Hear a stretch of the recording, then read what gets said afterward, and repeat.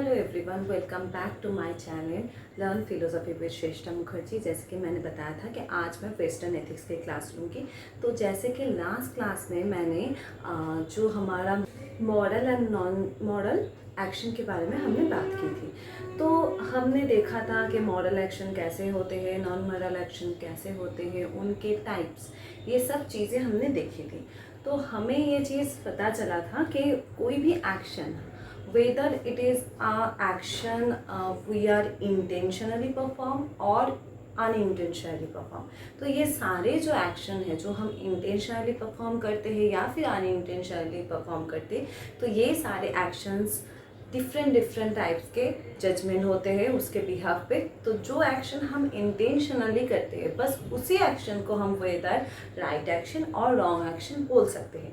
जिस एक्शन को हम इंटेंशनली परफॉर्म नहीं कर रहे हैं, ठीक है, जो एक्शन हमारे कंट्रोल में नहीं है, that actions are not consider to be an voluntary और मॉरल एक्शन। उसको हम नहीं बोल सकते कि उसने सही किया या गलत किया उस एक्शन के बिहाफ पे। तो इसलिए हमने पढ़ा था जो हमारा नॉन मॉरल या फिर इनवॉलेंटरी एक्शन है वो हमने देखा था, जहाँ पे हम अनइंटेंशनली एक्शंस परफॉर्म करते हैं, अनइंटेंशनली एक्शन परफॉर्म करते हैं। पर जो हमारा वॉलेंटरी या फिर मॉरल एक्शन है, वो एक्शन क्या होता है? वॉलेंटरी, जो हम खुद से चाहते हैं करना। हाँ, जो काम, जैसे हम पढ़ाई करना चाहते हैं, so that is a voluntary action. पढ़ाई करना, it is a work, right. तो ये जो चीज़ है, ये जो एक्शन हम परफॉर्म कर रहे हैं, ये हम खुद चाहते हैं इसीलिए परफॉर्म कर रहे हैं। तो this all are voluntary action. तो ये जो हमारा मॉरल एक्शंस होते हैं, तो इनके भी कुछ स्टेजेस होते हैं। जैसे नॉन मॉरल एक्शन के स्टेजेस मैंने लास्ट क्लास में बता दिया था। मॉरल एंड नॉन मॉरल जो एक्शन होता है उनका डिफ्रेंशिएट भी मैंने बहुत अच्छे से कर दिया था, बहुत अच्छे से समझा दिया था, पूरा इलेबोरेटली हमने पढ़ा था। पर मैंने वॉलेंटरी एक्शन जो है उसके 3 स्टेज होते हैं: external stage, bodily stage and mental stage, right. तो वो हम पूरा आज एकदम इलेबोरेटली पढ़ेंगे, ठीक है। तो आज हम क्या पढ़ेंगे क्लास में? 2 चीज़ पढ़ेंगे। एक तो ये जो हमारा वॉलेंटरी एक्शन है, ठीक है, इसके जो स्टेजेस है ये पढ़ेंगे, डिटेल्स में पढ़ेंगे, ओके। एंड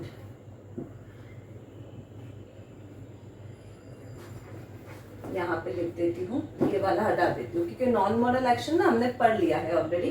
तो ये एक चीज पढ़ेंगे और दूसरा पढ़ेंगे ऑब्जेक्ट ऑफ मॉरल जजमेंट।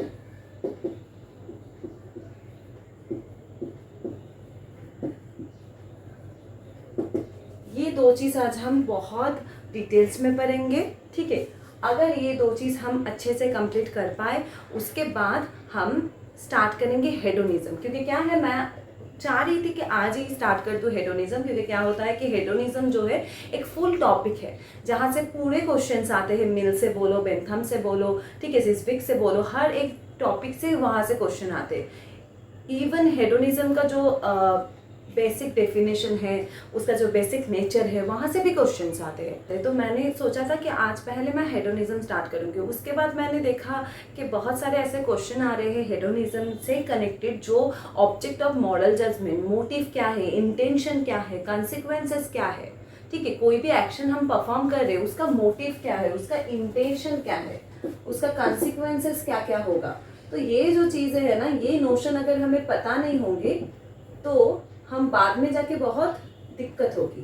तो इसीलिए मैंने सोचा कि पहले ये तीनों चीज़ें अच्छे से हम एकदम डिटेल्स में पढ़ लेते हैं, उसके बाद हम हेडोनिज्म में चले जाएंगे। क्योंकि एक बार हम हेडोनिज्म फिर सारे थ्योरीज में घुस जाएंगे ना, तो फिर बैक में आके कोई भी कंसेप्ट या फिर कोई भी बेसिक टॉपिक पढ़ने का टाइम नहीं होगा। क्योंकि यू नो कि मतलब हम अप्रैल के एंड में आ गए हैं, तो ज़्यादा टाइम तो है नहीं। तो इसलिए मैं चाहती हूँ पहले पूरा बेसिक जो है वो मैं कंप्लीट कर दूँ, ताकि हमें फिर से रिटर्न ना आना पड़े, ठीक ठीक है। तो इसलिए मैं आज एक काम करूंगी, मैंने सोच ही रखा है कि सारे जो ये 2 टॉपिक है ये बहुत अच्छे से हम पढ़ेंगे पहले। अगर ये आज कंप्लीट हो जाता है तो हेडोनिज्म स्टार्ट कर देंगे आज के क्लास में। अगर ये आज कंप्लीट नहीं होता क्योंकि ये बहुत बड़ा है, ऑब्जेक्ट ऑफ मॉरल जजमेंट एकदम आज मैं डिटेल में पढ़ाऊंगी। जैसे कि मुझे बहुतों ने बोला है कि आप वेस्टर्न एथिक्स भी मैम लाइन बाय लाइन पढ़ाओ, तो मैंने बोला था कि जो चीज़ें लाइन बाय लाइन पढ़ानी होगी मैं वो चीज़ ज़रूर पढ़ाऊंगी। तो आज हम ऑब्जेक्ट ऑफ मॉरल जजमेंट एकदम लाइन बाय लाइन जो बुक है हमारा, जो मैंने सजेस्ट की थी उसी बुक से हम पढ़ेंगे, ठीक है। एंड वॉलेंटरी एक्शन का भी, ठीक है, जो 3 स्टेज है वो वहाँ से ही हम पढ़ेंगे, ठीक है। चलो स्टार्ट करते हैं। फिर वॉलेंटरी एक्शन क्या है, मैंने बोल दिया था कि जो एक्शन हम खुद से परफॉर्म कर रहे हैं, ठीक है, खुद से चाहते हैं परफॉर्म करना, दैट इज वॉलेंटरी एक्शन। तो वॉलेंटरी एक्शन के 3 स्टेजों के बारे में हमने पढ़ा है।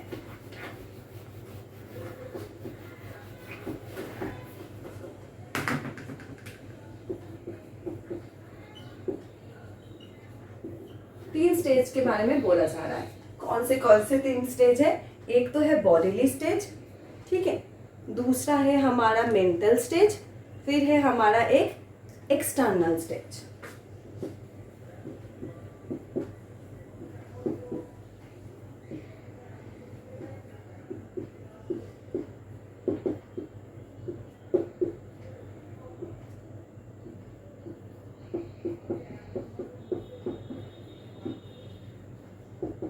देखो, mental stage, bodily stage and external stage, ये तीनों स्टेजेस क्या है? मैंने बताया था कि मान लो कि मैंने कोई गोल सेट की है, मान लो ये कोई गोल है, ठीक है, यहाँ पे मैं लिख देती हूँ कि IAS ऑफिसर, ये मेरा गोल है कि I want to become an IAS officer. तो ये जो गोल है, ये गोल पहले मैंने अपने माइंड में डिसाइड की कि मुझे ये गोल अचीव करना है, या फिर ये मेरा डिज़ायर गोल है, डिज़ायरेबल गोल है। तो पहले मैंने कोई गोल, कोई भी गोल हो सकता है, किसी को क्रिकेटर बनना हो सकता है, किसी को एक्टर बनना हो सकता है, किसी को टीचर बनना हो सकता है, कोई भी छोटा सा छोटा, बड़ा से बड़ा कोई भी गोल हो, तो वो जो गोल, वो पहले हम अपने दिमाग में सोचते हैं कि ये जो गोल है या फिर ये जो पोजीशन है यहाँ पे हमें पहुँचना है। तो वो पहले हमारा मेंटली एक डिज़ायर होता है, मैंने एक गोल को सेट की, उसको मैं चाहती हूँ कि उस गोल को मैं अचीव करूँ, राइट। तो ये मेंटल पोजीशन में आता है कि कोई भी गोल को पहले हम डिज़ायर करते हैं, फिर उसके हिसाब से हम एक्शन लेते हैं। मान लो कि अगर आपको IAS ऑफिसर बनना है तो उसके लिए आपको क्या करना पड़ेगा? आपको सबको पता है कि UPSC एग्ज़ाम देना होगा, या फिर आपको अगर डॉक्टर बनना है तो नीट एग्ज़ाम देना होगा। जैसे हमारे केस पे है, आपको असिस्टेंट प्रोफेसर बनना है तो आपको UGC नेट सेट, ये दोनों में से कोई एक क्लियर करना होगा। मान लो ऐसे बहुत सारे स्टूडेंट्स होते हैं जिनका सेट क्वालिफाई है या फिर नीट क्वालिफाई है, बोथ आर इक्वल, मतलब दोनों में से आप कुछ भी क्वालिफाई कर सकते हो, ठीक है। तो अगर वो बेयर मिनिमम है कि आपको नीट या सेट क्वालिफाई करनी होगी, तब you are applicable to at least apply for the post of assistant professor, okay. तो ये मिनिमम चीज़ है। तो वही चीज़ है कि डिज़ायर तो आपने सोच ली, अब उसके हिसाब से आपको एक्शन करना पड़ेगा, एक्शन परफॉर्म करना पड़ेगा। मान लो आपने डिज़ायर बना लिया है, अपना गोल सेट कर लिया है कि आपको बनना है डॉक्टर, बट अगर आप नीट एग्ज़ाम नहीं दोगे या फिर नीट एग्ज़ाम आप पास नहीं करोगे, MBBS पास नहीं करोगे, तो क्या आप डॉक्टर बनोगे? नहीं ना। तो मेंटल स्टेज तो इम्पॉर्टेंट है, क्योंकि वो तो आपने बस गोल एक बना लिया, अपना ड्रीम या फिर डिज़ायर आपने पुट कर दी। अब उस डिज़ायर के ऊपर बेस होकर आपको एक्शन भी तो लेना होगा ना। बस मैंने सोच लिया मुझे डॉक्टर बनना है तो मैं बन गई सपनों में, नो, नॉट लाइक दैट। ऐसे तो वर्क नहीं करता है ना चीज़ें। तो आपने कोई चीज़ बना ली है अपने दिमाग में कि आपको ये बनना है, तो उसके हिसाब से आपको एक्शन भी परफॉर्म करनी होगी, ठीक है। So that is action. And इसके अलावा अब मान लो आपने कोई डिज़ायर गोल बना ली है, उसके हिसाब से आपने एक्शन भी परफॉर्म कर दी। अब क्या होता है, बाहर से भी बहुत सारे स्टेज आते हैं। बाहर से हो सकते हैं आपको डिस्टर्बेंस आए, या फिर बाहर से आपको हो सकते हैं एक्सटर्नल हेल्प मिले, ठीक है। तो ये सारी जो चीज़ें होती है, ये तीनों स्टेज मिला के कौन सा एक्शन होता है, ये तीनों चीज मिला के हमारा वॉलेंटरी एक्शन परफॉर्म होता है। तो ये तीनों stage is equally important to perform an voluntary action, okay. I think I am clear to you all, okay. तो अब ये तीनों स्टेज हम टेक्स्ट बुक से देखेंगे डिटेल में कि क्या बोला जा रहा है। मैंने जिस्ट बता दी कि यही चीज़ होने वाली है, पर क्योंकि मैंने बोला कि ये बेसिक कंसेप्ट है तो मैं पूरा ये क्लियर करूँगी अच्छे से 1 बाय 1। तो अब हम बुक से देखेंगे कि कैसे ये सारी चीज़ें हम करेंगे लाइफ में अप्लाई।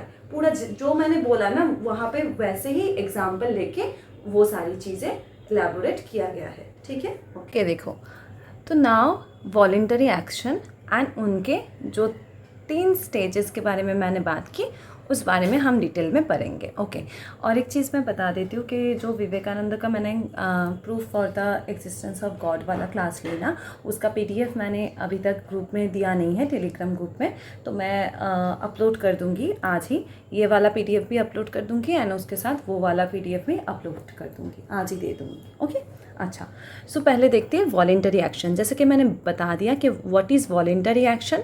जो एक्शन कोई भी पर्सन खुद से डेलिबरेटली या खुद से इंटेंशनली परफॉर्म करता है, दैट इज़ वॉलंटरी एक्शन। मैं पढ़ रही हूँ क्योंकि मैं पढ़ना चाहती हूँ, मैं कोई काम कर रही हूँ क्योंकि मैं वो काम करना चाहती हूँ, परफॉर्म करना चाहती हूँ, दैट इज़ वॉलंटरी एक्शन, ठीक है। किसी ने बोला कि मुझे फोर्स किया गया है टू परफॉर्म दिस एक्शन और दोस एक्शन, तो वो जो एक्शंस होंगे उन एक्शन को हम नहीं बोलेंगे वॉलंटरी एक्शन या फिर मैंने इंटेंशनली या मैंने खुद से वो एक्शन परफॉर्म की है, ठीक है। So voluntary actions are actions performed by an agent deliberately and intentionally in order to realize some foreseen ends. They are actions performed by the self with a volition or will. A voluntary action has 3 stages, that is the mental stage, the bodily stage and the extra-organic or external stage of consequences.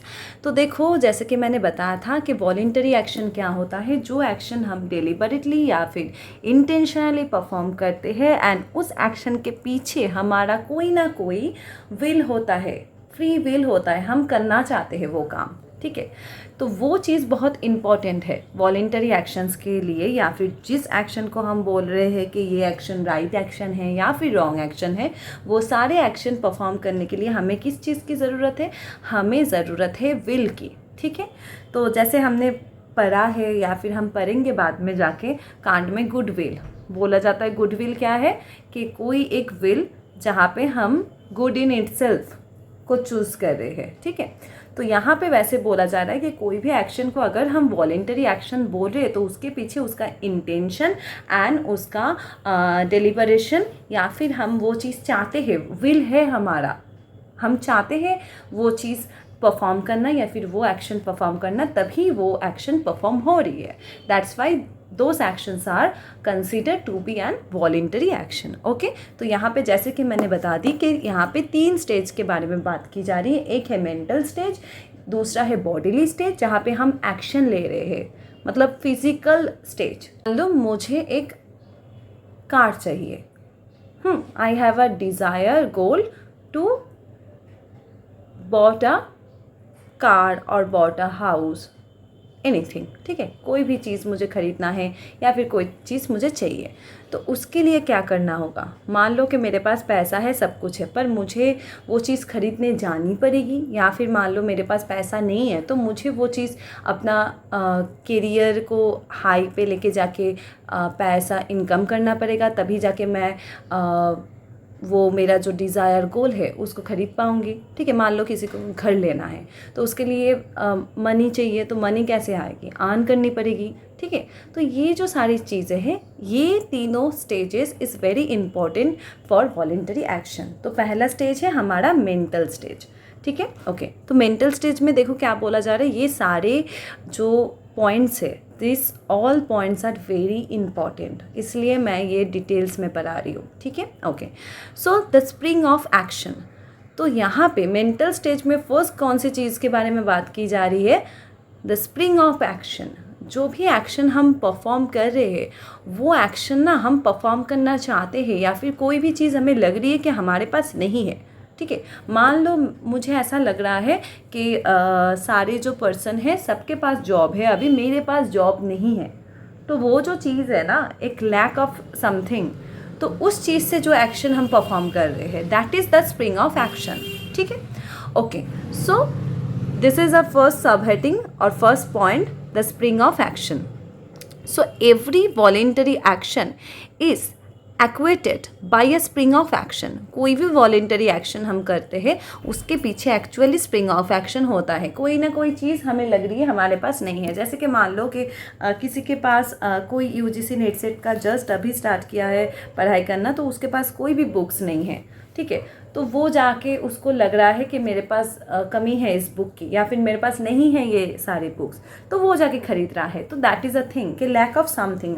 तो यहाँ पे desire में क्या होता है कि हमें लगता है यार उसके पास तो ये चीज़ है मेरे पास नहीं है, उसके पास आईफोन है मेरे पास नहीं है, उसके पास कार है मेरे पास नहीं है। तो इन सब चक्करों में ही हमारा ना ज़्यादा से ज़्यादा रॉन्ग एक्शन परफॉर्म होते हैं, क्योंकि हमें लगता है कि यार उसके पास इतना सारा रिच चीज़ें हैं हमारे पास नहीं है, उसके पास बहुत सारे फॉलोअर्स हैं हमारे पास नहीं है। तो ये सब सोच के ना कुछ लोग जो होते हैं कि चलो उसके पास है तो हम भी बना लेंगे, ये माइंडसेट से चलते हैं। पर कुछ लोग नेगेटिवली लेते हैं कि उसके पास है मेरे पास नहीं है ना, तो उससे हम छीन लेते हैं।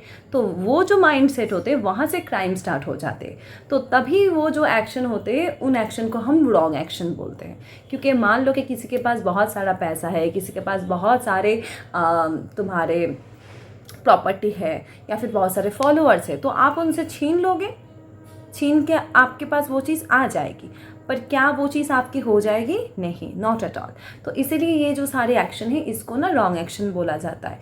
तो लास्ट क्लास में जैसे मैंने बताया था कि नॉन वॉलेंटरी एक्शन में ना एक चीज़ मैंने बताई नहीं थी, मुझे अभी याद आ रही है, क्लेप्टोमेनिया। तो क्या बोला जा रहा है? Kleptomania disorder. तो बोला जाता है कि जिस पर्सन के अंदर क्लेप्टोमेनिया डिसऑर्डर होता है तो उनको भी नॉन वॉलेंटरी एक्शन में काउंट किया जाता है। जैसे कि मान लो क्लेप्टोमेनिया क्या होता है कि चोरी करने की एक मतलब डिज़ायर नहीं बोल सकते, मतलब एक ऐसा डिज़ायर या फिर एक ऐसा चीज़ जिसको आप कंट्रोल नहीं कर पा रहे हो, एक ऐसा आपका मतलब इच्छा है या फिर आपका एक ऐसा डिज़ायर है जिसको आप कंट्रोल नहीं कर पा रहे हो। मान लो कि आप गए हो किसी मॉल में, किसी बड़े दुकान में गए हो या फिर शॉपिंग मॉल में गए हो, वहाँ पे बहुत सारे कॉस्मेटिक है, आपके घर में शायद भरे हुए हैं कॉस्मेटिक, बट स्टिल आप जाके एक लिपस्टिक उठा लेते हो, एक नेल पॉलिश उठा लेते हो। तो वो चीज़ इसलिए नहीं उठा रहे हो कि आपके पास नहीं है, इसलिए नहीं उठा रहे हो, पर इसलिए उठा रहे हो क्योंकि वो आपका डिज़ॉर्डर है। इसको ना एक्चुअली एक मतलब डिज़ॉर्डर के हिसाब से दिखा जाता है। मतलब ऐसा नहीं कि कोई इंसान जिसको ये क्लेप्टोमेनियक डिज़ॉर्डर है उसको एज अ क्रिमिनल कंसीडर नहीं करते, हम उसको चोर नहीं बोलते हैं, इसलिए उसका एक्शन भी नॉन मॉरल एक्शन में काउंटेड होते हैं, ठीक है। तो वो जो चीज़ है वो डिफरेंट है। पर हमेशा मान लो कि किसी के पास कोई चीज़ है और आपको वही चीज़ चाहिए, अगर सीधी उंगली से घी ना निकले तो उंगली टेढ़ी करनी पड़ेगी, ऐसा वाला आप सोच रख रहे हो कि अगर मेरे पास नहीं है तो मैं उसको मार के ले लूँगी। So this all are not a good action, और ये आप वॉलेंटरीली कर रहे हो, राइट। तो यहाँ पे वही बोला जा रहा है स्प्रिंग ऑफ एक्शन। हमेशा कोई भी एक्शन हम परफॉर्म करते हैं ना तो वहाँ पे एक हमें लगता है कि हमारे पास नहीं है। जैसे कि मान लो हम यूजीसी नेट सेट कर रहे हैं, प्रिपरेशन कर रहे हैं, जीआरएफ हमारे पास नहीं है इसलिए हम कर रहे हैं। जीआरएफ हो जाएगा हमारे पास तो हम फिर से थोड़ी एग्ज़ाम देने जाएंगे, पागल है क्या? इतना मेहनत करके फिर से ऐसे ही एग्ज़ाम देने जाएंगे जानने के लिए कि कितना स्कोर हुआ है? ऐसा देखना बहुत लोग बोलते हैं कि मैंने 3-4 बार जीआरएफ दी है, तो इसका कोई मतलब नहीं बनता ना। आपका अगर एक बार हो गया, हाँ अगर अलग अलग सब्जेक्ट में है, जैसे मैनेजमेंट के जो लोग होते हैं, कॉमर्स के जो लोग होते हैं, उनके बहुत सारे डिवीज़न है, पर हमारा तो एक ही सब्जेक्ट है फिलोसफी। तो उसमें मान लो आपका हो गया है जीआरएफ, तो क्या आप फिर से देने जाओगे? क्यों ही देने जाओगे? नहीं, टाइम वेस्ट होगा ना, आपको फील होगा टाइम वेस्ट। तो वही चीज़ है, जिस चीज़ के हमारे पास लैक है हम वही चीज़ परफॉर्म करते हैं। तो अगर हमारे पास जीआरएफ नहीं है इसीलिए हम जीआरएफ का अटेम्प्ट दे रहे, अगर हमारे पास होगा तो हम नहीं देंगे, right. Okay, so it is a feeling of want और इनपरफेक्शन, एक्चुअल और आइडियल, ठीक है। तो हमें लग रहा है कि हम इनपरफेक्ट है या फिर हमारे पास ये चीज़ नहीं है। It is either an instinct और एन एप्टीट्यूड और एन इंटेलेक्चुअल, मॉरल और एस्थेटिक क्रेविंग। तो ये क्रेविंग है, ठीक है। इंटेलेक्चुअल हो सकते हैं, मॉरल हो सकते हैं, एस्थेटिक हो सकती है, कुछ भी हो सकती है। ऐसे क्रेविंग होता है, एक क्रेव है कि उसके पास है मेरे पास नहीं है, वो परफेक्ट है मैं नहीं हूँ। तो ये जो चीज़ें है ना कंपैरिजन, तो इसीलिए ये मेंटल स्टेज में आता है कि हमेशा हम कंपेयर कर रहे हैं खुद को दूसरों से। उसके पास ये चीज़ है मेरे पास तो नहीं है, तो वहाँ से एक चीज़ होती है जो मेंटली चलती है हमारे पास, इम्परफेक्शन। हमें लगती है, हमेशा हमें ऐसा लगता है कि हमसे दूसरा इंसान बेहतर है। ये हमेशा हर एक पर्सन को ऐसा लगता है कि यार वो पर्सन कितना अच्छा है, ठीक है। तो ये जो चीज़ है ना, this is very normal because we all are human being. So a feeling of want or imperfection is always painful or disagreeable, but it is usually mingled with an agreeable feeling which arises from the anticipation of satisfaction of the want in future. तो but usually क्या होता है कि ये जो feeling है ये agreeable हो सकते हैं जहाँ से हमारा जो फ्यूचर में हम जो बनना चाहते हैं या जो चीज़ करना चाहते हैं वो जब हम सोचते हैं या उसके तरफ जब हम कोई भी कदम उठाते हैं तो वहाँ से हमें थोड़ा सा सुकून मिलता है. So thus the painful feeling of want is mixed with an agreeable feeling of ideal satisfaction. तो हमने किसी को आइडियल माना है या फिर हमने सोच रखा है कि कोई एक चीज़ पाना एग्रीएबल है या फिर कोई एक चीज़ पाना हमारे लिए आइडियल है. जैसे कि मान लो कि हम लोग यूजुअली ऐसा सोचते हैं कि अगर नेट जीआरएफ हो जाएगा या फिर मान लो कोई सोच रहा है सेट हो जाएगा या फिर कोई सोच रहा है गेट हो जाएगा तो मेरी लाइफ बहुत अच्छी हो जाएगी. ऐसा बहुत लोग सोचते हैं. तो आप एक बात बताओ कि बहुत लोग ऐसे करते हैं, बहुत रूड बिहेवियर करते हैं टूवर्ड्स खुद की तरफ, टूवर्ड्स अदर पीपल. तो मान लो कि आप जो कैरेक्टर बना रहे हो अपना, ठीक है, जो भी कैरेक्टर आप बना रहे हो, रूड हो सकता है, दूसरों से बुरी तरीके से दूसरों को ट्रीट करना हो सकता है. तो ये जो कैरेक्टर आप बना रहे हो तो इसके बिहाफ पे आप बाद में जाओगे, आप प्रोफेसर बनोगे. तो अभी आपको ऐसा लग रहा है कि क्योंकि आपके पास नेट जीआरएफ नहीं है, क्योंकि आपके पास जॉब नहीं है तो आप यूज़लेस हो, बाकी जिनके पास है वो बहुत काम के हैं. तो ये जो चीज़ आप सोच रहे हो ना, इसमें पता है किसकी नुकसान हो रही है? किसी दूसरे इंसान का कोई कुछ नहीं जा रहा है, बस आपका ही नुकसान हो रहा है क्योंकि आप मेंटली बहुत एकदम वर्नरेबल स्टेज पे पहुंच जा रहे हो. तो इसीलिए जो भी काम आप कर रहे हो, जो भी आपका डिज़ायर है, मैंने इससे पहले भी बोला है, उसको प्यार से करो, ठीक है. अच्छा है अगर वो मिल जाए, अगर ना भी मिल जाए तो भी बहुत सारा काम है करने के लिए, बहुत सारे चीज़ें हैं करने के लिए, ठीक है. तो बुरा फील होने का, किसी का हो गया मेरा नहीं हुआ, ये सब चीज़ें दिमाग से निकाल दो. आप बस प्यार से काम करो, चीज़ें हो जाएगी. तो डिप्रेशन, ये सब चीज़ें, क्राइम वहाँ से स्टार्ट होती है जहाँ पे हमने किसी चीज़ को ना सातों आसमान में बैठा दिया है. अब वो चीज़ अगर हमें मान लो बाई चांस अचीव नहीं होती है तो हम खुद को सोचते हैं हम यूज़लेस है, किसी काम का नहीं है, ऐसा चीज़ें. तो ये सब चीज़ें नहीं करनी है. तो यहाँ पे वही बोल रहे कि हम क्या करते हैं ना, हम किसी चीज़ को आइडियल बना लिया है, किसी एक गोल को हमने आइडियल समझ लिया है एंड वो चीज़ जब तक हमें नहीं मिल रही है तो वो चीज़ हमारे दिमाग में एक बहुत पेनफुल चीज़ होती है कि हमें नहीं मिल रही है, सबको हो जा रही है या सबके पास है वो चीज़.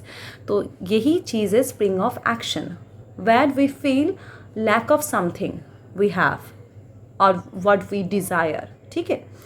But the disagreeable feeling predominates over the agreeable feeling. But जो डिसएग्रीएबल फीलिंग है ना वो प्रीडोमिनेट कर देते हैं एग्रीएबल फीलिंग के ऊपर, ठीक है. So this is the first point. Second point is desire. We want to achieve, और कोई एक गोल जिसको हमने सोचा है कि we want to achieve, that is desire. Desire कुछ भी हो सकता है, किसी गोल को लेके, किसी ऑब्जेक्ट को लेके, किसी पोजीशन को लेके, किसी भी चीज़ को लेके जो हम डिज़ायर करते हैं, जो चीज़ हम पाना चाहते हैं, ठीक है. So the spring of action or the feeling of want, that is an aptitude or the like is converted into a desire. जो चीज़ हमें लग रही है कि वी डोंट हैव, ठीक है, जैसे कि मान लो कोई पोजीशन, कोई जॉब, जो चीज़ हमें लग रही है कि हमारे पास नहीं है and we want to achieve those position और दैट जॉब. तो वो जो चीज़ है ना वही ऑटोमेटिकली हमारे डिज़ायर में कन्वर्ट हो जाता है. So self consciousness supervenes upon an aptitude and turns it into a desire. तो हमारा जो सेल्फ कॉन्शियसनेस है वही एक्चुअली क्या होता है, हमारा एक एप्टीट्यूड या फिर हमारा एक फीलिंग ऑफ वांट कि मुझे ये चीज़ चाहिए। एप्टीट्यूड मतलब क्या, कि कोई किसी चीज़ की भूख, ठीक है। तो वही चीज़ एक्चुअल में हमारा डिज़ायर में कन्वर्ट होता है कि किसी भी चीज़ की भूख, कि मुझे ये पोजीशन हासिल करनी है, मुझे ये जॉब हासिल करनी है, मुझे ये एग्ज़ाम क्रैक करना है। तो ये जो एक भूख होता है ना चीज़ों की, कि मुझे ये चाहिए ही चाहिए, तो यही चीज़ एक्चुअल में टर्न्स आउट होती है into a desire. So it is not blind like an aptitude but it is enlightened by self consciousness। ये बस भूख की तरह नहीं है कि मान लो कि हमें बहुत ज़ोर की भूख लगी है तो हमारे सामने कुछ भी खाने का ऑब्जेक्ट है, वेदर इट इज़ बिस्किट, चीज़ और कोई भी नमकीन, कुछ भी हो जाएगा, हम लोग वो खा रहे थे क्योंकि हमें बहुत ज़ोर की भूख लग रही है, ठीक है। पर वैसा नहीं है कि मान लो आपने डिज़ायर बनाया था कि आपको डॉक्टर बनना है, अब आपको सामने दिखा कि कोई भी छोटा मोटा कोई काम, ठीक है, या कोई भी छोटा मोटा कोई दूसरा जॉब, तो आपने वो कर लिया एंड आपने सोच लिया कि चलो मेरा तो डिज़ायर जो था, गोल जो था वो अचीव हो गया। ऐसा नहीं होता है, ठीक है। भूख की तरह नहीं है, जैसे मान लो कि भूख होता है तो हम कुछ भी खा लेते हैं, तो वैसे नहीं होता डिज़ायर, ठीक है। क्योंकि यहाँ पे क्या चीज़ इंपॉर्टेंट है, सेल्फ कॉन्शियसनेस। हम सेल्फली कॉन्शियस है कौन सी चीज़ हमें चाहिए, कौन सी चीज़ हमें अचीव करनी है, ठीक है। So desire is a craving to satisfy an aptitude or a feeling of want by attaining its proper object. तो डिज़ायर एक्चुअल में क्या है, एक क्रेविंग है कि कोई भी हमारी एक चीज़ है जिसको हम पाना चाहते हैं, उस चीज़ को पाने की क्रेविंग है। एंड वो जो चीज़ हम जिसको पाना चाहते हैं, वो जब हम प्रॉपर ऑब्जेक्ट को पा लेते हैं तभी हम बोलते हैं ना, this is my dream comes true, कि ये मेरा ड्रीम था, ये मेरा डिज़ायर था। तभी हम बोलते हैं कि जब हमारा वो जो क्रेविंग होता है, वो जो चीज़ हम चाहते हैं, वो हम उस प्रॉपर ऑब्जेक्ट को, जिसको चाह रहे बस उसी को, दूसरे किसी ऑब्जेक्ट को नहीं कि अभी के लिए काम चला लो इससे, यही इसी चीज़ को बोल लो अपना डिज़ायर, नहीं, नॉट लाइक दैट। तो ये जो चीज़ है, this is something which is a desire. So in desire there is the idea of the object or end or motive which will satisfy the feeling of want.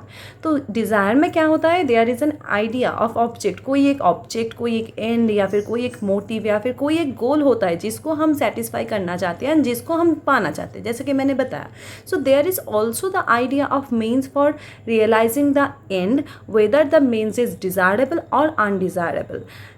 अच्छा, अब देखो क्या होता है कि ये जो चीज़ है ना, आइडिया ऑफ मीन्स, मैंने बताया था दो चीज़ के बारे में बताया था, idea of means and and.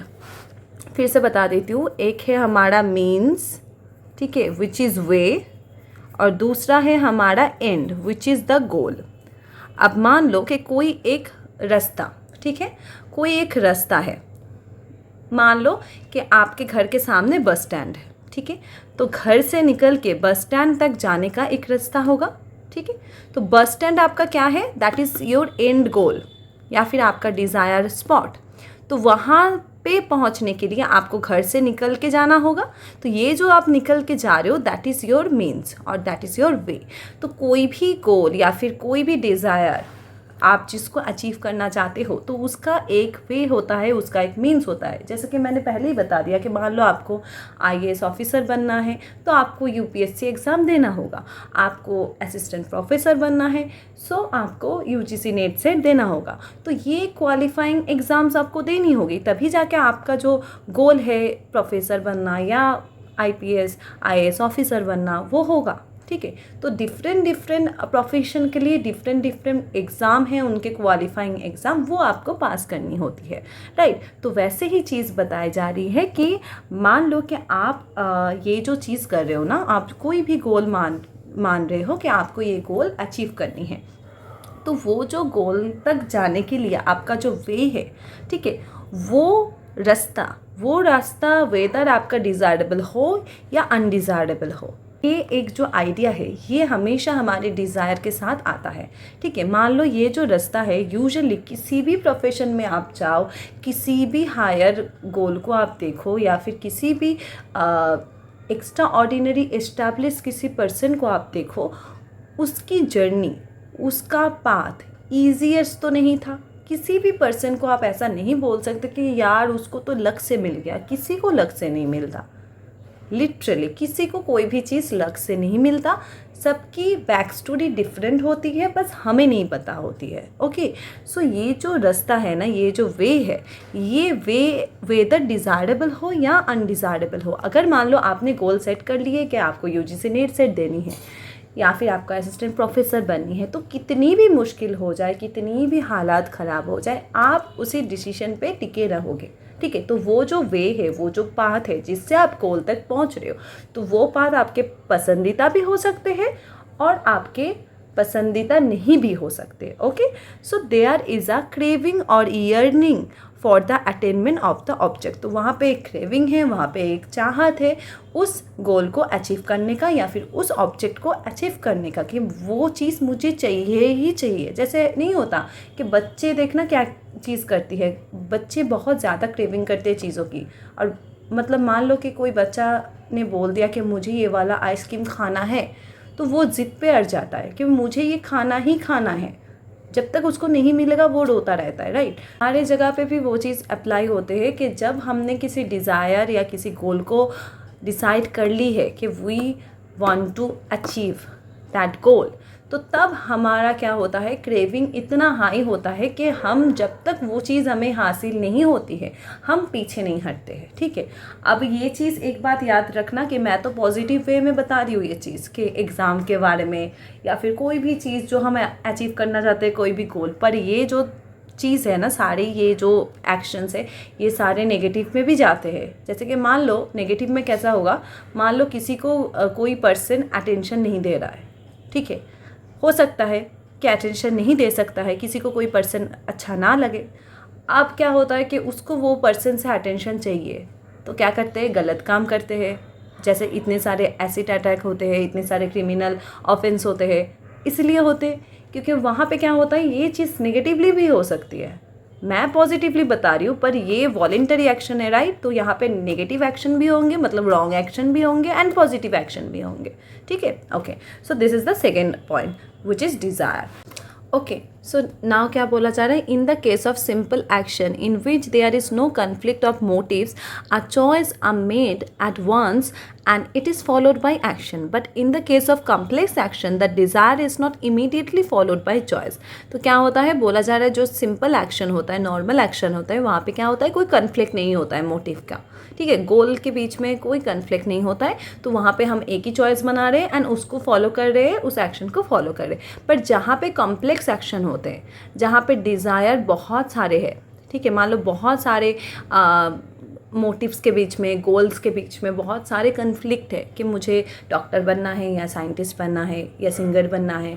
ठीक है, बहुत सारे कन्फ्लिक्ट है, बहुत सारे डिज़ायर के बीच में, या फिर मान लो किसी को असिस्टेंट प्रोफेसर बनना है, साथ ही साथ किसी को सिंगर बनना है, साथ ही साथ किसी को कंटेंट क्रिएटर बनना है। तो बहुत सारी चीज़ें जब एक साथ आ जाती है, कोई एक गोल या मोटिव, एक से ज़्यादा गोल या मोटिव या डिज़ायर होते, तो तब क्या होता है, इमीडिएटली वो जो एक्शन हम परफॉर्म करते हैं, इमीडिएटली वो चॉइस से हमारे फॉलोड नहीं होते। ठीक है, the second point which is desire. Now conflict of motives और डिज़ायर, जैसे कि मैंने बताया कि बहुत सारे डिज़ायर होते हैं।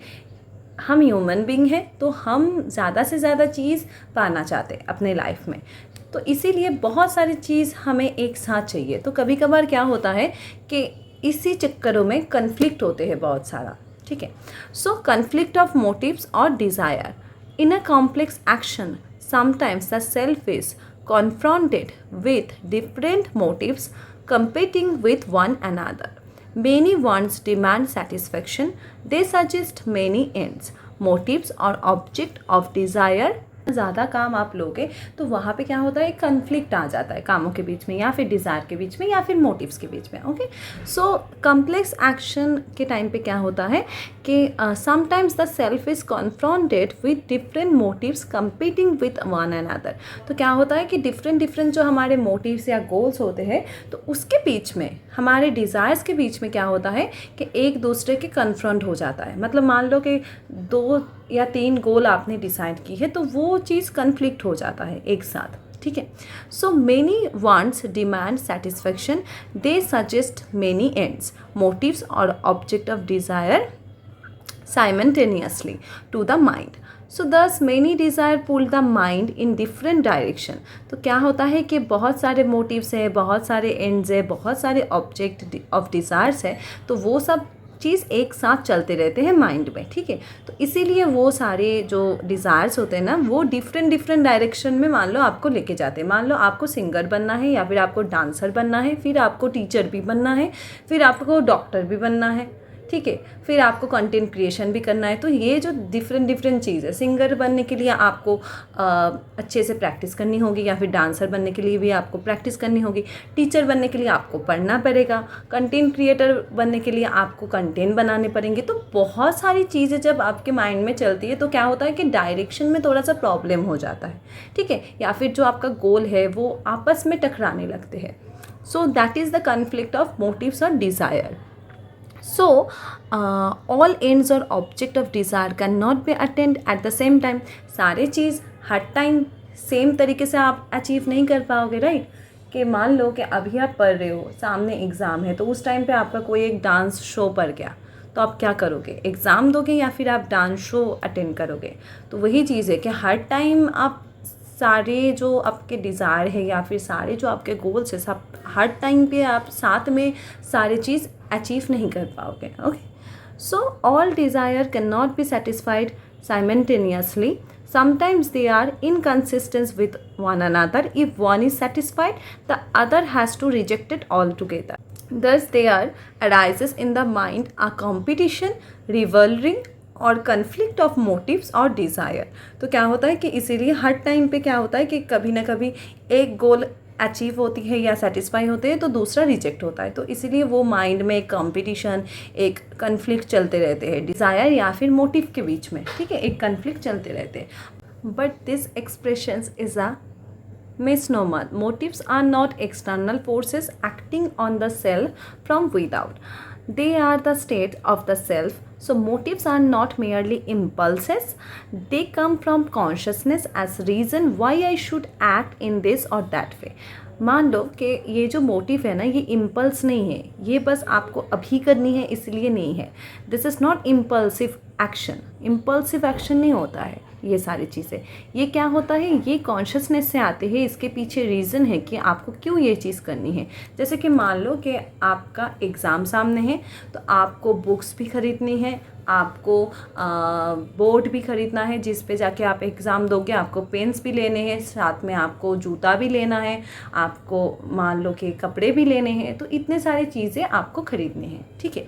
अब सामने एग्ज़ाम है, तो बुक्स के बिना या फिर कॉपी, पेन, बोर्ड, ये सब के बिना आप एग्ज़ाम तो नहीं दे पाओगे, क्योंकि आपके पास प्रिपरेशन ही नहीं होगा। मान लो आपके पास जिस चीज़ का एग्ज़ाम है या फिर सामने एग्ज़ाम है, उसका बुक ही नहीं है कोई। जैसे कि हम लोग बुक से पढ़ रहे, राइट, तो बुक ही नहीं है हमारे पास कोई, तो हम पढ़ेंगे कैसे, कहीं ना कहीं से पढ़ना होगा। तो वही चीज़ बोला जा रहा है कि जब ये कॉन्फ्लिक्ट ऑफ मोटिव्स या डिज़ायर होता है ना, और मान लो कि हमारे पास हम सब कुछ ही खरीद सकते हैं, पर मान लो कि हमारे पास लिमिटेड नंबर ऑफ पैसा है, ठीक है, तो उसमें जो चीज़ हमारे लिए सबसे ज़्यादा इम्पॉर्टेंट है उस टाइम ऑफ सिचुएशन में हम वो चीज़ चूज़ करते हैं और बाकी चीज़ को अभी के लिए चूज़ नहीं करते। इसीलिए बोला जा रहा है कि एक चीज़ हमारा सेटिस्फाई होता है, दूसरा नहीं होता है। मान लो कि आपके पास लिमिटेड सोर्स ऑफ अमाउंट है, तो सामने आपका एग्ज़ाम है, तो अभी आप ऑब्वियसली कॉपी, पेन, बुक यही सब लोगे जिससे आप एग्ज़ाम दे पाओ। बाद में पैसा आएगा तो आपको बाद में जो आपका जूता लेना था, कपड़े लेने थे, या जो भी चीज़ें बाकी की चीज़ें आपको लेनी थी वो आप बाद में लोगे, राइट। तो अभी के हिसाब से अब मान लो किसी के पास एक जोड़ा भी कपड़ा नहीं है एग्ज़ाम देने जाने के लिए, ठीक है, और मान लो कि उसके पास बहुत सारे बुक्स है, पर मान लो कि एक बुक है जो बहुत एसेंशियल है पर उसके पास अभी नहीं है। जैसे कि मान लो कि मैंने बोला था कि ये जो एथिक्स या सारे टॉपिक्स है, इसके बहुत सारे डिफरेंट राइटर्स के डिफरेंट बुक है, पर एक कोर बुक है, एक कोर कंसेप्चुअल बुक है जो सबके पास होनी ही होनी चाहिए। तो जब आपके पास ये वाला कंसेप्ट वाला बुक है, तो बाकी बुक आपके पास अगर अभी नहीं भी होंगे तो भी आप कंसेप्ट पढ़ लोगे, पर आपके पास अगर पहन के जाने के लिए कपड़ा ही नहीं होगा, एग्ज़ाम देने के लिए सूट बूट या फिर मान लो कि शर्ट पैंट नहीं होगा, ठीक है, सूट सलवार नहीं होगा, तो फिर आप एग्ज़ाम देने नहीं जा पाओगे। तो उस हिसाब से, उस सिचुएशन के हिसाब से आप फिर डिसाइड करो कि आपके लिए कौन सा चीज़ प्रायोरिटाइज है, okay. Okay, so next is deliberation. Deliberation क्या होता है? एक जजमेंट करना। जैसे कि मैंने बोला ना कि हमारे पास बहुत सारे कन्फ्लिक्ट है, बहुत सारे कन्फ्लिक्ट ऑफ डिज़ायर्स है। ये जो मैंने बोला ना कि हमें डिसाइड करना पड़ेगा कि कौन सा चीज़ अभी के सिचुएशन से हिसाब से, अभी के सिचुएशन के हिसाब से कौन सी चीज़ हमारे लिए ज़्यादा प्रायोरिटाइज है, या फिर कौन सी चीज़ नहीं करने से हमें बहुत ज़्यादा नुकसान होंगी, तो वो चीज़ हमें रखनी पड़ेगी। देखो, deliberation, when there is a conflict of motives the self arrests action and deliberates upon the merits and demerits of the different courses of action suggested by different motives। तो जब हमारे किसी भी मोटिव्स के बीच में कन्फ्लिक्ट होते हैं, हमारा कोई भी एक्शन हम करते हैं या कोई भी गोल हम अचीव करना चाहते हैं, उसके बीच में हमारा कन्फ्लिक्ट होता है, तो हम क्या करते हैं कि उसका मेरिट एंड डिमेरिट, जैसे कि मैंने बोला फ़ायदा या नुकसान, कितना फ़ायदा होगा या कितना नुकसान होगा, ये चीज़ हम सोच के फिर हम क्या करते हैं, खुद का एक्शन परफॉर्म करते हैं। ठीक है, so the self weights them in the balance as it were and consider the pros and consequences। this is called deliberation। deliberation मतलब जजमेंट करना। ठीक है, एक चीज़ को आप डिसाइड कर रहे हो कि इसका कितना हमारा फ़ायदा होगा, कितना इसका नुकसान होगा, ये सब चीज़ सोच के हम फिर कोई एक्शन परफॉर्म कर रहे, फिर हम हमारा जो कॉन्फ्लिक्ट ऑफ मोटिव्स में से जो मोटिव हमें लग रहा है कि ये ज़्यादा अभी हमारे लिए फ़ायदेमंद होंगे, जो मोटिव या जो गोल अभी हम अचीव कर सकते हैं। तो मान लो कि सामने एग्ज़ाम है, ठीक है, जैसे कि मैंने बताया कि कोई पर्सन मान लो कि वो टीचर बनना चाहता है, या फिर मान लो असिस्टेंट प्रोफेसर है, या फिर बनना चाहता है, एंड वो सिंगर भी है। ठीक है, अब मान लो कि सामने आपका एग्ज़ाम है, जून का एग्ज़ाम है, और आप सिंगर भी हो। ठीक है, तो अगर जून का एग्ज़ाम सामने है तो अभी आपके प्रायोरिटी में क्या होना चाहिए? Obviously exam. जून के एग्ज़ाम के बाद आप जाओ, सिंगिंग शो करो, परफॉर्म करो, कोई प्रॉब्लम नहीं है, पर अभी के लिए इम्पॉर्टेंट क्या है? अभी के लिए इम्पॉर्टेंट है हमारा एग्ज़ाम। तो सिचुएशन के हिसाब से, दैट इज़ डेलिबरेशन, कि हम डिसाइड करेंगे, हम जजमेंट करेंगे कि कौन सा चीज़ हमारे लिए ज़्यादा फ़ायदेमंद हो रही है, एंड उसके कॉन्सिक्वेंसेस क्या हो सकते हैं, उसके फ़ायदे क्या हो सकते हैं, नुकसान क्या हो सकते हैं, ये सब चीज़ें। Okay, so it does not means the trial of strength among desires. ऐसा नहीं है कि कौन सा चीज़ ज़्यादा पावरफुल है, ये सब नहीं देख रहे हम। सिचुएशन के हिसाब से, हमारे रियल लाइफ सिचुएशन के हिसाब से हम देख रहे हैं। सो strength among desires apart from the self, they are the states of the self। deliberation is the mental process of considering the merits and demerits of the different courses of action suggested by different desires on the part of the self in order to choose one and reject the rest। जैसे कि मैंने बताया, अब है दूसरा decision और choices. Decision या फिर चॉइस, मैंने बता दिया कि आप जब डेलिबरेशनली कोई चीज़ को चूज़ कर रहे हो, कोई एक पर्टिकुलर मोटिव को आप चूज़ कर रहे हो एंड बाकी को नहीं चूज़ कर रहे हो, तो ये आपका डिसीजन है कि अभी एग्ज़ाम है, अभी हम एग्ज़ाम को चूज़ करेंगे, एग्ज़ाम हो जाने के बाद हम बाकी चीज़ों को कंसीडर करेंगे। ठीक है, तो देखो वही चीज़ बोला जाएगा। After deliberation the self chooses a particular motive and identifies itself with it। it chooses a particular course of action and reject the rest। this act of selection of one motive to the exclusion of others is called choice or decision। तो ये जो चीज़ हम कर रहे हैं, एक motive को choose कर रहे हैं, ठीक है, एंड बाकियों को नहीं कर रहे। बाकियों से मान लो हमारे पास 10 मोटिव या 10 डिज़ायर थे, वहाँ से हमने एक को चूज़ किया, तो ये जो चीज़ है, दिस इज़ कॉल्ड चॉइस और decision. In this state, the self decides to carry out a definite course of action to realize a definite end or motive through the chosen means।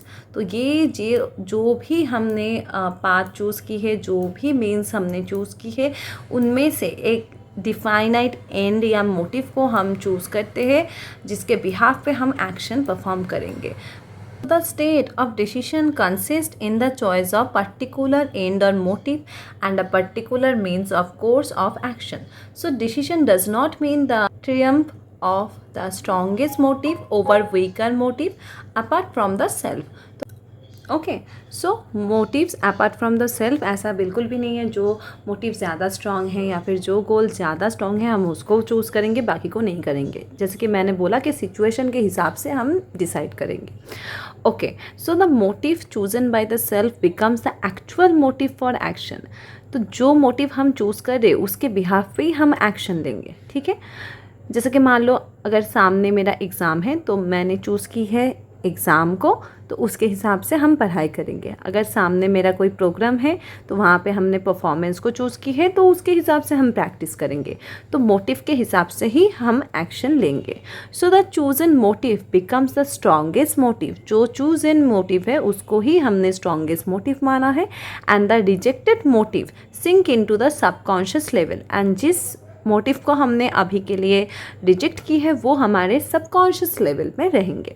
So during deliberation the conflicting motives are regarded as possible motive for action, and when the decision is form the chosen motives become the actual motive for action. जब तक हमने कोई भी decide नहीं किया था, कोई भी डिसीजन नहीं लिया था, तब तक हमारे मोटिव्स के बीच में, गोल्स के बीच में, डिज़ायर के बीच में कन्फ्लिक्ट आ रहा था, ठीक है।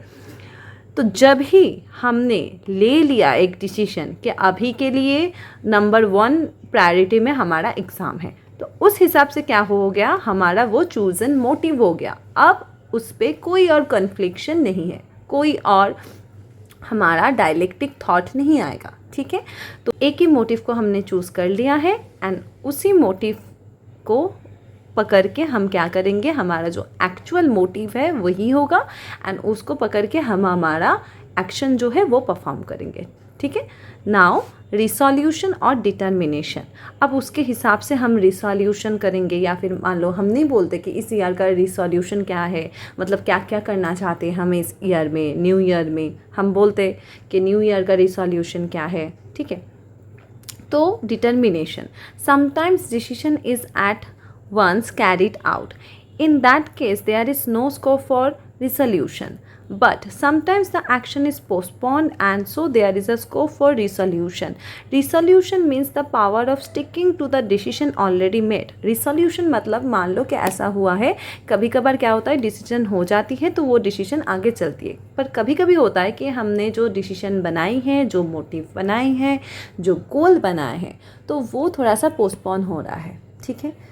तो तब हमारे पास चॉइस है कि जो चीज़ हमने ऑलरेडी डिसाइड की है हमारे लिए फर्स्ट प्रायोरिटी में है, क्या अभी तक वो हमारे फर्स्ट प्रायोरिटी में ही है ये चीज़, ठीक है। तो ये चीज़ हम डिटरमाइन करते हैं या फिर ये चीज़ हम रिसोल्यूशन में कंफर्म करते हैं कि मान लो कि हमने माना था कि यूजीसी नेट सेट देके हम असिस्टेंट प्रोफेसर बनेंगे, पर अभी हमारा कुछ और सिचुएशन है लाइफ में, शायद कुछ और कॉम्प्लिकेशन आ रहे, तो अभी के लिए बहुत सारे ऐसे बच्चे होते हैं जो अभी के लिए सोचते हैं कि अभी एग्ज़ाम नहीं देंगे, कुछ साल बाद देंगे।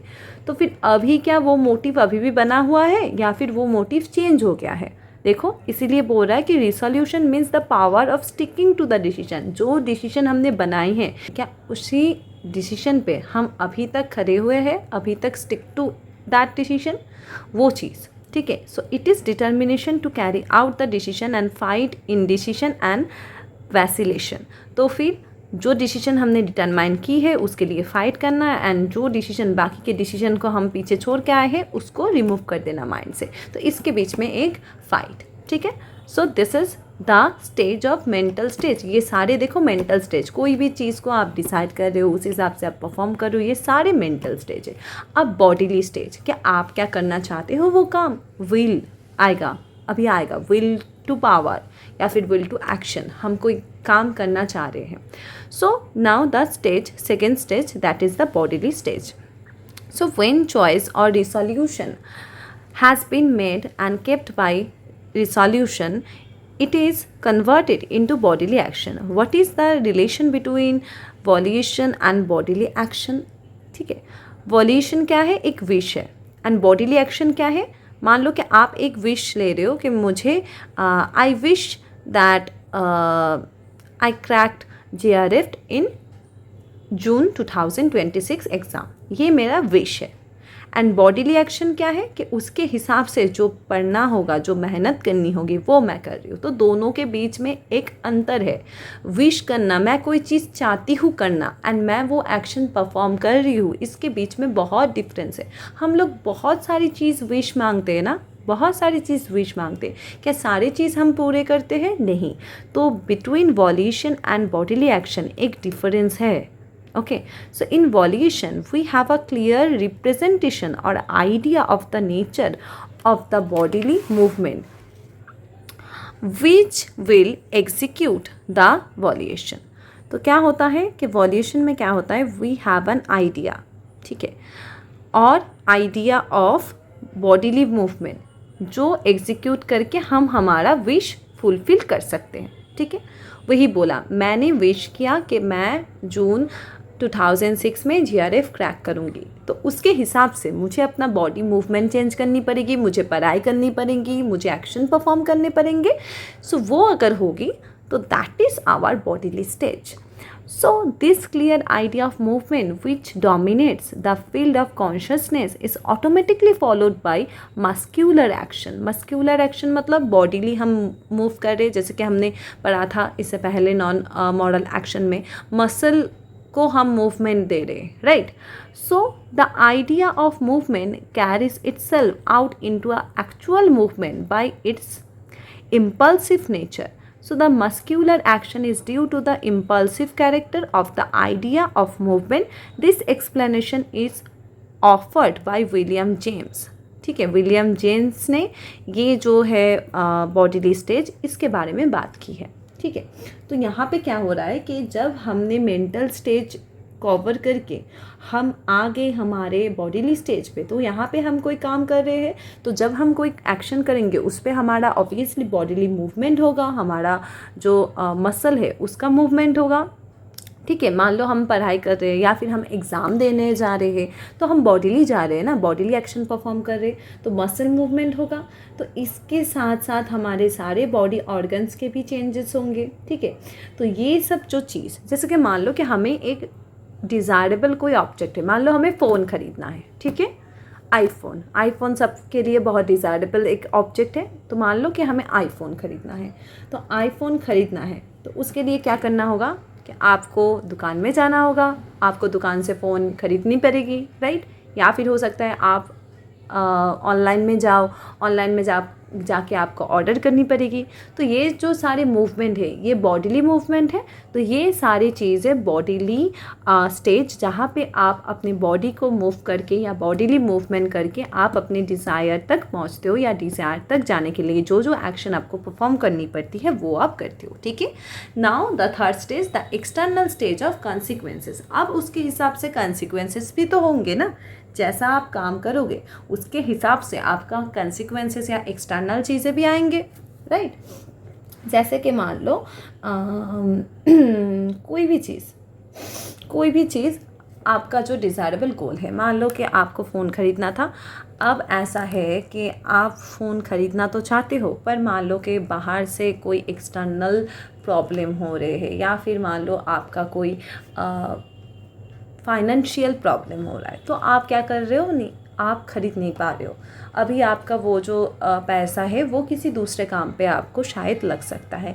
तो उस टाइम पे क्या होगा, उस टाइम पे अब हो सकता है कि यहाँ पे आपको अपनी मनपसंदीदा रिज़ल्ट ना मिले, या फिर मान लो आपने GRF के लिए इतनी मेहनत की, आपने एग्ज़ाम दी, अब आपका रिज़ल्ट जो है आपके हित पे नहीं आया, ठीक है. तो इस टाइम पे ये जो चीज़ होती है ना, यहाँ पे कॉन्सिक्वेंसेस हमेशा हमारे हाथ में नहीं होते हैं. हम पढ़ेंगे अभी थोड़ी देर में कि कॉन्सिक्वेंसेस हमारे हाथ में हमेशा नहीं होते हैं, ठीक है. तो अभी क्या बोला जाएगा, देखो, the bodily action produces changes in the external world. अब बाहर के वर्ल्ड भी आएगा ना इसमें, हम जो एक्शन परफॉर्म कर रहे हैं, हम इस वर्ल्ड पे एग्जिस्ट करते हैं as a human being, we are existing in a world. तो ये जो वर्ल्ड है ये भी तो रहेगा. हम और हमारे गोल ऐसे तो नहीं होते हैं. हम इस वर्ल्ड के एक पार्ट है। तो वर्ल्ड में बाहर से भी बहुत सारे प्रॉब्लम्स आ सकते हैं, हमारे अंदर से तो आएंगे, माइंड थॉट से तो आएंगे, पर बाहर से भी एक्सटर्नल प्रॉब्लम हो सकते हैं। जैसे कि मानो कि बहुत सारे स्टूडेंट के साथ ऐसा यूजुअली होता है कि जब हम एग्ज़ाम देने जाते हैं ना तो कंप्यूटर में दिक्कत होती है, ठीक है, किसी का स्क्रीन ऑफ हो जाता है, कंप्यूटर ऑफ हो जाता है, ठीक है, रजिस्ट्रेशन में प्रॉब्लम होती है। तो ये सारे एक्सटर्नल प्रॉब्लम्स है ना, ये तो हम क्रिएट नहीं कर रहे, पर ये हो रहा है। तो you have to be prepare for any kind of situation. ऐसे बहुत सारे स्टूडेंट होते हैं, मान लो कि एग्ज़ाम देने गए हैं, अब हो सकता है आप देखो कंप्यूटर में एग्ज़ाम दे रहे हो सकता है कि कोई प्रॉब्लम हो सकता है कि थोड़ा सा नेटवर्क इशू हो या कंप्यूटर का लैक ऑफ प्रोग्रामिंग हो, तो उसके वजह से क्या होता है कोई कंप्यूटर ना बंद हो जाता है। सबका नहीं होता पर किसी किसी का ऐसा हुआ है, मैंने सुना है बहुत बार, मैंने सुना है बहुतों के साथ ऐसा हुआ है। तो क्या होता है कि उनका ना कंप्यूटर ऑफ हो जाते हैं, ऑटोमेटिकली एग्ज़ाम देते देते ऑफ हो जाते हैं। अब एक पॉइंट ये है कि जब वो एक काउंटिंग स्टार्ट हो जाता है, ठीक है, जैसे कि आप लोगों ने जिन लोगों ने एग्ज़ाम दिया होगा उनको पता है कि जैसे ही हम लॉगिन करते हैं ना तो वो पूरा टोटल मिनट दिखाना स्टार्ट हो जाता है, 180 मिनट, तो उससे ना मिनट कम होना स्टार्ट हो जाते हैं। अब क्या होता है कि जब कंप्यूटर बंद हो गया, ठीक है, अब लोग ना पैनिक करना स्टार्ट कर देते हैं।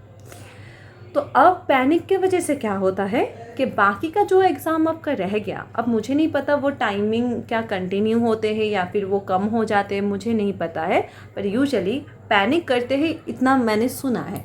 तो ये जो पैनिक करते हैं ना, इसके वजह से क्या होता है बाकी का जो एग्ज़ाम है ना उस पर बहुत हावी होता है सिचुएशन, क्योंकि प्रेशर हो जाता है। जो चीज़ आप पहले ना फ्री माइंड से एग्ज़ाम दे रहे थे, आप क्वेश्चन को पढ़ रहे थे, समझ रहे थे, अब आपके अंदर क्या आ गया, प्रेशर आ गया।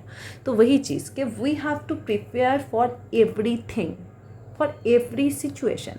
मान लो किसी का एग्ज़ाम, भगवान करे किसी के साथ ऐसा ना हो, पर अगर किसी के साथ एग्ज़ाम देते देते उसका कंप्यूटर बंद हो जाता है या डेड हो जाता है, तो आप काम डाउन हो जाओ, फिर से कंप्यूटर ओपन होगा, या फिर जिस सेंटर में आपका एग्ज़ाम हो रहे हैं वो लोग ज़रूर कोई ना कोई स्टेप उठाएंगे आपके लिए, दूसरा कोई कंप्यूटर वो लोग अरेंज करेंगे, आप वहाँ पे जाके आराम से दो। जो हो गया उसको आप चेंज नहीं कर सकते हैं ऑब्वियसली। मान लो जिसके साथ ये हुआ है वो उसको उस सिचुएशन को तो चेंज नहीं कर सकते, तो वो क्या कर सकते, वो पैनिक नहीं कर सकते। तो काम डाउन आप रहो, क्योंकि एक्सटर्नल तरीके से, बाहर के तरीके से आपको प्रॉब्लम आ ही सकते हैं।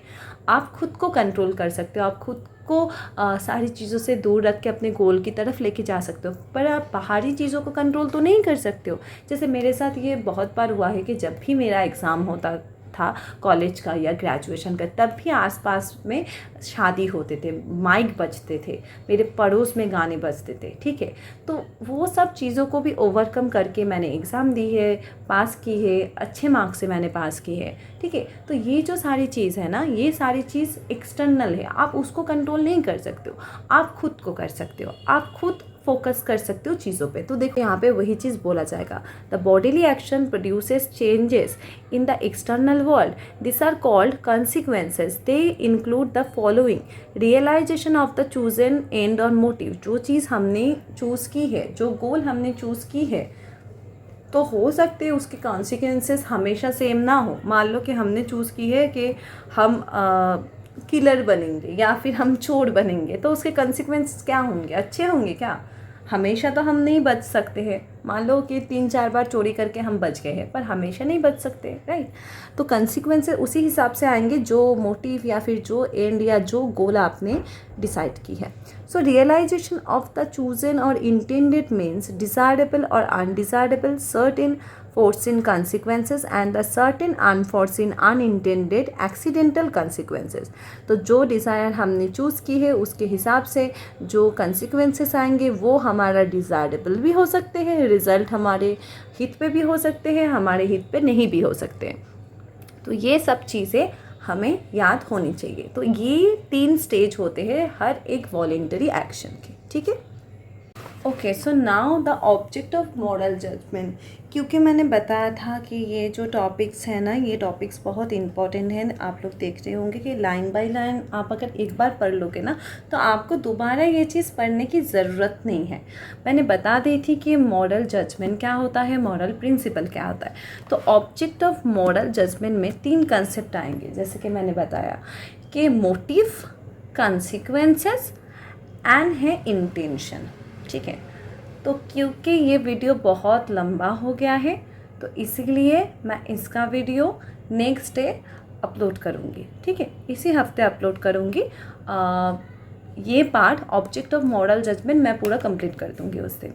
ठीक है, तो आज के लिए थैंक यू वेरी मच। आज के क्लास में मैंने बस वॉलंटरी एक्शन के जो स्टेजेस है उसको एकदम डिस्क्राइबली मैंने डिस्कस किया है। ठीक है, नेक्स्ट क्लास में मैं object of moral judgement complete करके हेडोनिज्म में जाऊंगी। ठीक है, तो हो सकता है कि नेक्स्ट क्लास में पूरा ही हम ऑब्जेक्ट ऑफ मॉरल जजमेंट पढ़ें, क्योंकि आप देखेंगे कि यहाँ पे ना ये जो चीज़ के मोटिव एंड कॉन्सिक्वेंसेस, फिर कॉन्सिक्वेंसेस एंड इंटेंशन, तो ये चीज़ बहुत बड़ा है। ठीक है, कम से कम ये 7-8 पेज के होंगे और मैं डिटेल्स में क्योंकि पढ़ाऊँगी, सारे एग्जाम्पल डिस्कस करूँगी, तो इसलिए ये वाला शायद नेक्स्ट क्लास में ये पूरा ही कंसेप्ट जाएगा। उसके बाद हम प्रॉपरली हेडोनिज्म से स्टार्ट करेंगे। ठीक है, तब हेडोनिज्म से जब स्टार्ट हो जाएगा तब तो पूरा एकदम कवर हो जाएगा धीरे धीरे कंसेप्ट हमारा। ठीक है, तो आज के लिए इतना ही। आप लोग कमेंट करके बताना कि आपको समझ में आया कि नहीं। अगर नहीं आया तो भी आप बताना, और अगर आया है तो भी बताना, क्योंकि मेरे लिए ये जानना बहुत इम्पॉर्टेंट है कि जो लोग ये वीडियोस देख रहे हैं उनको मैं उनका कंसेप्ट क्लियर कर पा रही हूँ या नहीं। ठीक है, क्योंकि वेस्टर्न एथिक इजी है, पर मैंने जो लास्ट वीडियो डाला था ना विवेकानंदों का, वो भी आप लोग सब देखने के बाद मुझे कमेंट करके बताना कि आपको समझ में आया कि नहीं। अगर नहीं आया तो प्लीज़ आप लोग कमेंट करना, या फिर ग्रुप में आप लिख सकते हो, क्योंकि टॉपिक्स बहुत इम्पॉर्टेंट है समझना। ठीक है, और मैं कोशिश कर रही हूँ जितना मेरे से हो पा रहा है मैं चीज़ें समझाने की। ठीक है, okay, thank you very much. मिलते हैं नेक्स्ट क्लास में।